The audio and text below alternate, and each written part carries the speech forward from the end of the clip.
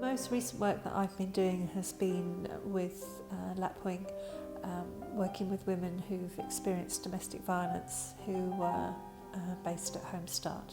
I wanted to give them an opportunity to say something about their stories, their journey.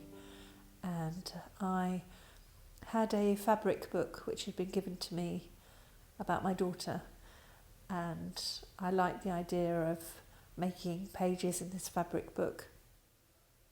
So I offered the women calico pages, and we started with something very simple, which was placing our hand on the page, drawing around it and then stitching and embroidering into it.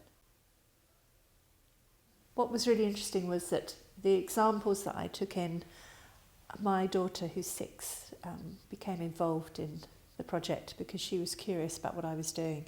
So I drew around her hand as well, and she did some sewing as well. And I believe in using oneself and being really congruent in the work.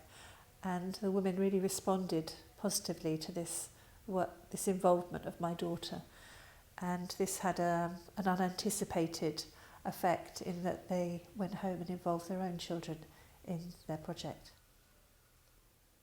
When I first went to meet the women and introduce myself, they said they hated sewing. And I said, well, we can, I can respond to that and we can adapt it if necessary. For myself as an artist and an art therapist, I like sewing because I think it slows down a very emotional process. If one's feeling very sort of full of emotion, it's a slow meditative process.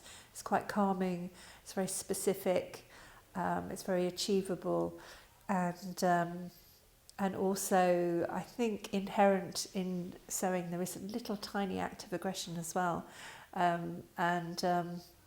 So I think it's quite empowering in a slightly subversive way, and it's something that women have done for centuries together in groups, and they can talk at the same time.